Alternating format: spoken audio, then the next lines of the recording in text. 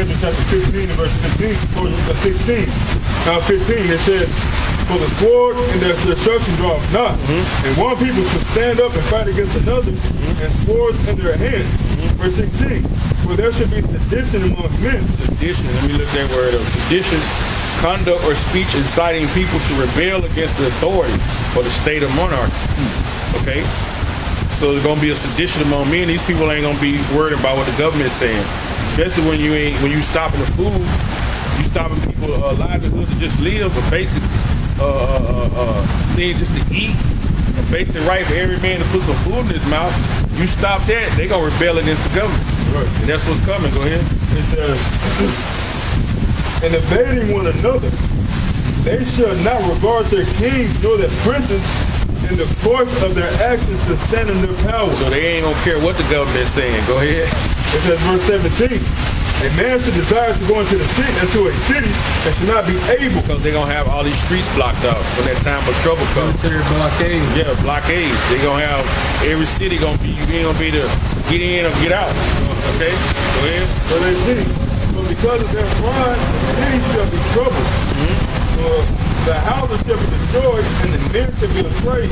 See, men gonna be afraid in that thing because you're gonna have people. You might be a certain one that might have lived in that neighborhood like I got money. And you might have some people live 5-6 neighborhoods over that's poor. Right. They figure you got it. You see what I'm saying? They gonna come get you. They come to see. Yep. They ain't gonna regard. There ain't gonna be no 911 in that day. They not gonna regard nothing what the government's saying. Right. If you got it, they come to get it. That's why this society has been the dog-eat-dog world. Only the strongest gonna survive, and the strongest gonna survive the ones that are in the spirit.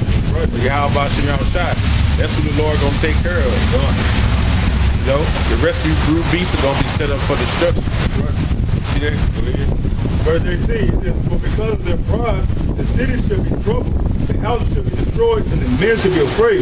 Verse 19, a man shall have no pity upon his neighbor. Ain't gonna be no pity. He gonna kill you. He gonna knock you out with his tire cut. But he ain't gonna want you to take what he got or his family. So it's gonna be a all-out war in this place, man. Right. Go ahead. But shall destroy their houses with the sword. You're gonna destroy their houses with the sword. Okay? Men gonna be trying to come in and take what you got. Plus you gonna have the Gurkha troops coming in trying to take you to concentration camps. It's gonna be an all-out war. Right. That's sedition. They're gonna rebel against the government. Right. See that? Go ahead. It says, that's the very reason why they got these mass shootings happening now, where they can have a gun law, and then they got trackers. The brothers said they got trackers on bullets now. They'll know where it's been fired from, what location. That's like, damn, they gonna know everything. That's right. You know what I'm saying? Your cell phone linked to your bullets.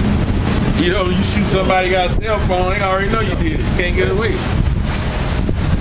But they gonna have it where it's gonna be an all-out war in these streets, man. These big cities. You know, you got people live out in the country. They got their own land. You see how they try to stop the people from growing their own crops, because they know that's how you gonna sustain. So the best place to be now is got you a house somewhere in the country. Right. See what I'm saying? Way out where you ain't got to be around nobody. Yeah. You got land.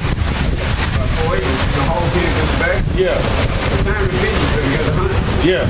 Yeah, you got to hunt. Yeah. Take care of your pet, take care of your family, instead of robbing. Yeah, yeah. I ain't got no food. Yeah. What am I doing? At least you got that land. They come on your land, you can see them before they get there. Yeah, yeah, because you're going to have to, you know, you're going to have to defend. That's what it's Yeah. Yeah, that's why we see this different shit happen. They start out raising gas, and then it's food. And they just go keep on. They just keep on till they can bring that crops. Man, they finna have it. It's finna be bad out here, man. Yeah, you gotta know how to plant. Yeah, you gotta know how to turn the ground over. You gotta know how. Yeah. And you see, that's why the white man has poisoned all them streams and lakes too, so you can't fish. There's a lot of fish down. Yeah, by them. And then you see the video where they had the one fish, they squeezed it and it was flat, and then they put it in the water and put it back up. That video, they took the fish out of a bag and they squeezed it, and that shit was little. They stuck it in the water, it just grew back up. So there ain't no real fish. You cardboard or some shit. I don't know. But that's Mike. What you got? Maybe I think that's 15:19 says, "A man should have no pity upon his neighbor, but should destroy their houses with the sword, and spoil their goods because of the lack of bread." The lack of bread, man. So people gonna be trying to come take what you got. right. You're gonna have to defend. So that's gonna be more people dying. Because people going, hey, these people got guns, man. That's why they trying to take all these guns now. But you gonna get shit in that time. It's gonna be folks gonna defend themselves. So they gonna have this is the situation that Esau is putting in this world. So it has to get bad before it get good. All this had to happen before the Lord come back. You know, take this kingdom over. Yup.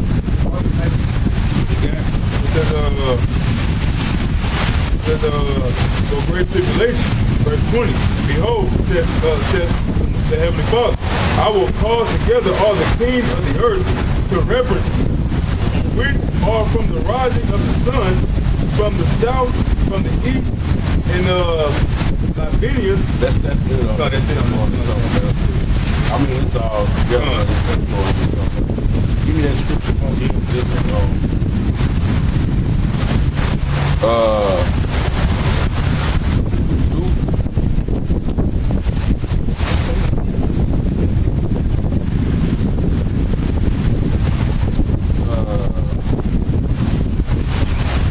Luke 17 and 20, I think.